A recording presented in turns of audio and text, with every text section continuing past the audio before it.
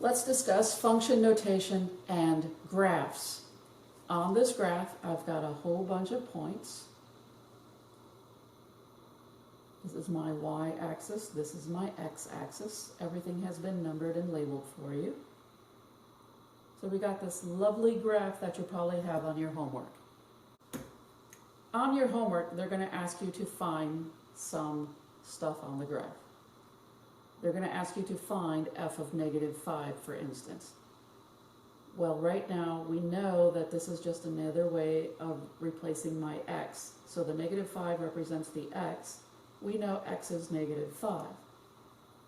So what we want to know is, what is my y value?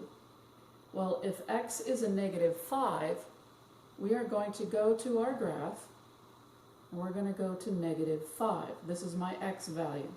To find your y value, you're going to go and find a point that corresponds to x equaling -5, and the only point I can find is here. And notice that my y value is 2. So my y value is 2. As a point, if you put it together, this is the point -5, which represents your x. My y value is 2. So f of -5, more than likely in the book they will ask you it's 2, but as a point in general, this is the point -5, 2. So this may be not what they're looking for. This is still correct notation. More than likely your book is looking for just 2, or y equals 2, or f of -5 equals 2. What if the book asks you to find f of 3? Remembering, what does this 3 mean and represent? This represents an x value. So what is my x? X is equal to 3.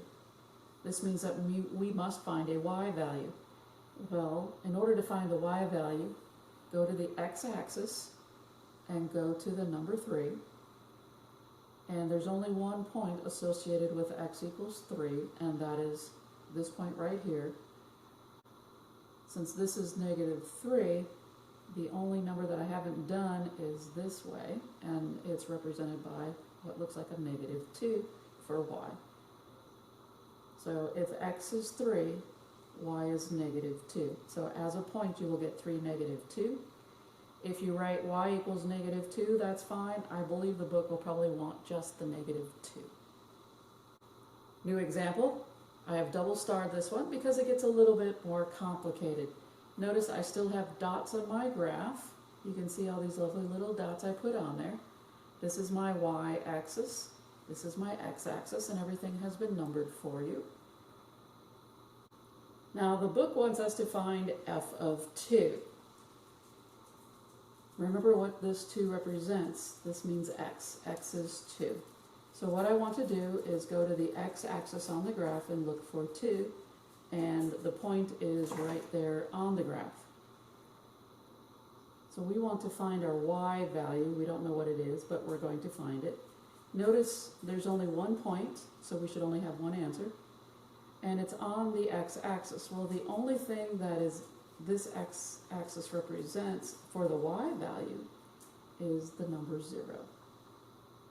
And we're going to end up with the point 2, 0.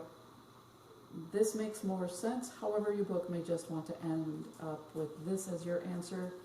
You could also write it as f of 2 equals 0. That is also legitimate as well. This problem gets a little bit more complicated, however, when you have this type of graph being shown. They want us to find f of -2. Now, one more time, let's go over this. What does this -2 represent? It represents x. So x is -2. So if x is -2, I'm going to go to the graph, and here is -2. But notice that it goes to more than just one point. It's got this point here, but also this point here. So for one x value, you are going to get 2 y values. In that case, notice that you got 2 points, right? So if one x value gives you 2 y values, you are going to end up with 2 points as your notation. So one of your y values is going to be what? Well, if x is -2, my y value, one of the y values I'm going to get is 4, and another y value that I'm going to get is -4. You could write -4 and 4 as one of your answers. However, as a point, you could write it as -2, 4, as well as -2, -4. This makes it clear that one x value gave you 2 points, and in your head you can start seeing a little picture as far as what's going on. Hopefully you understand why it's a little bit more complicated, why I double-starred this problem, because we have 2 answers for only one x value.